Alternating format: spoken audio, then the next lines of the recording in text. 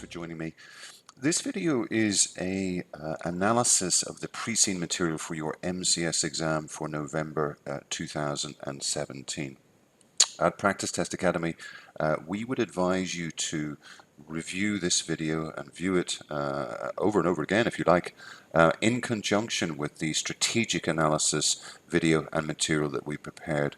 I would also encourage you to have read the Preseen material, this document, at least twice before you use this video, because in that way you'll find you'll get the most from this video. Okay, so, how are we going to approach this? Well, essentially, I have annotated this document really from start to finish. We're looking at around an hour's worth of time to run through the whole thing.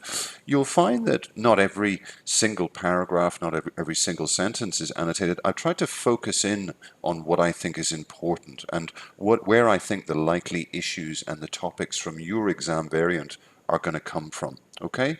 Now, in terms of my experience of dealing with Preseen material, you may have heard from other videos that I've been teaching the MCS case study since its inception in early 2015. So I will have seen literally every single Preseen document that has been released by CIMA. So you tend to get a feel as a lecturer or a tutor, you tend to get a feel for what CIMA do and indeed what they don't do, and also perhaps more importantly, what they tend to examine within Preseen documents. Now, certainly for my money, there's quite a few areas within every Preseen, including this one, where it's highly unlikely that an issue on the day will come from. And I'll point those out to you during this examination of this document. I think the other side of it is that you also get a feel for the types of areas that will come up on the day, and there's certainly several within this Preseen that I would suggest to you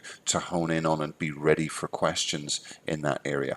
Okay, so based on the company background, this first main section here, what do we know about ZedEx? Well, I'll tell you what we know. We know that it is a furniture supplier to the corporate world. In other words, they provide office furniture to corporate clients. We also know, as you see here, that your role is the role of a finance manager. Remember that we're in the middle stages of your studies. So in other words, the demands on you on the day are going to be linked to this role. Yeah, so everything that you do leading towards the exam, try to immerse yourself in the role of finance manager for this company. In other words, think about it as real life. In that way, I think you'll find that you'll absorb what you do that little bit better. So try not to think about this management case study exam just as an exam. Try to think of it a little bit like a real role, or possibly even a sort of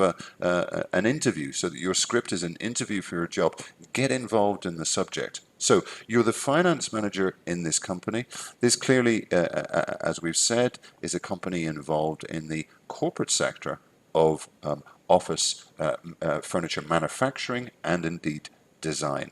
Now note that I've said corporate clients. This is a business that does not sell to the public. Yeah, it does not sell to the public, albeit for the fact that it's a large entity. They're turning over nearly 100 million KS dollars. They don't sell to the public. So they're not an IKEA, for example. Yeah, they're a specialized sort of niche area supplier of high-end furniture.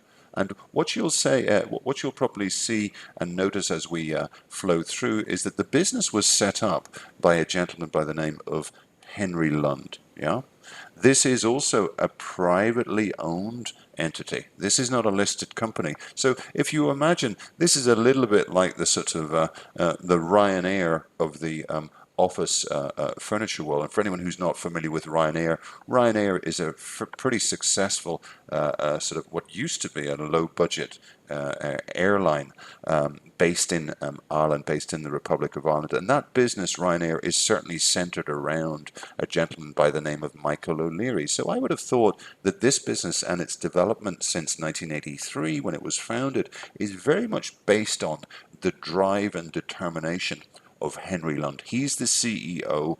I would suggest to you that based on what I read within this Preseen, there's very much a sort of an emergent approach to strategy formulation going on here, in the sense that, broadly speaking, what Henry Lund says, I would say broadly everyone does. He does have a board of directors. He's got some fairly highly qualified people, as we'll see moving throughout this pre-scene. But essentially, for me, this business, although sizable and large, is very much about this individual. Now, they're in a niche area.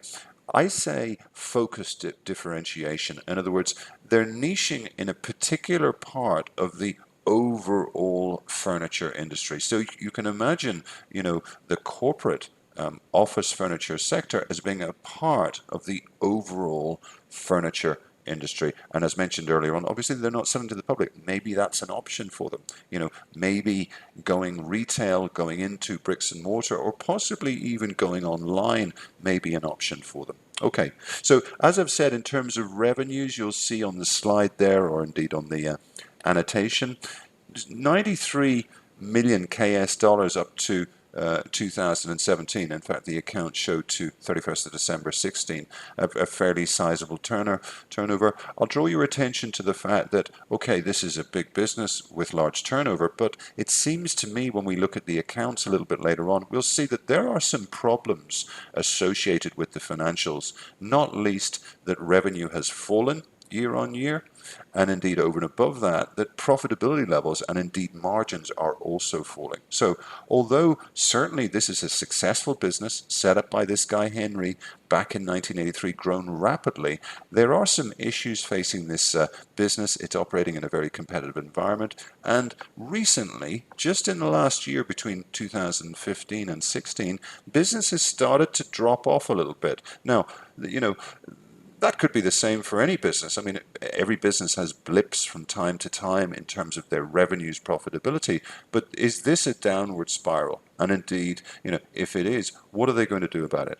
So what does this business do? As I've said, office furniture, it basically manufactures and designs. They have a very sizable and comprehensive manufacturing plant close to Bartown, where they're operated within Cordia, and they manufacture and indeed design furniture for corporate clients. And we'll see a little bit later on is that they have a strong and very experienced design force, and they work very, very closely with corporate clients to really design offices